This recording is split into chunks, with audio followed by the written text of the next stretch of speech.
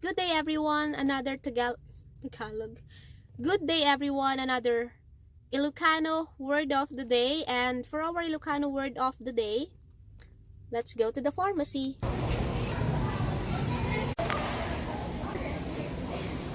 After an hour, I finally got the medicine, and that's our Ilocano word. So, what's our Ilocano word?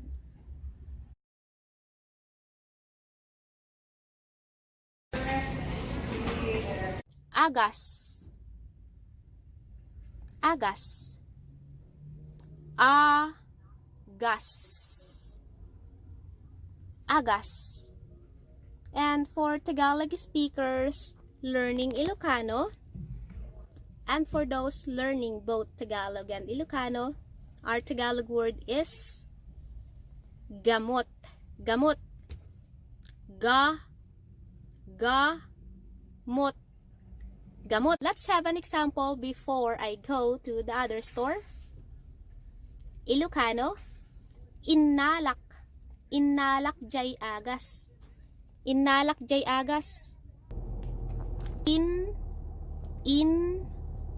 Nalak. Nalak. Dyay. Dyay. Agas. Agas. Inalak dyay agas. Inalak dyay agas.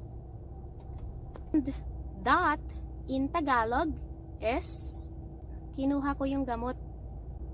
Kinuha ko yung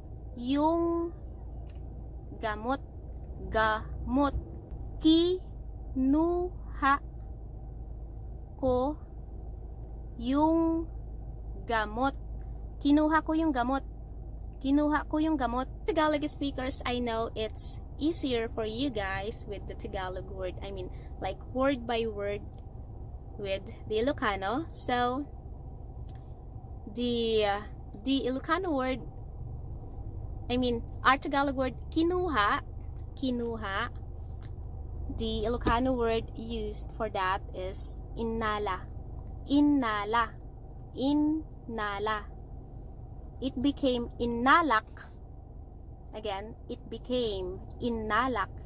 You know, with the example, inalak dyay agas.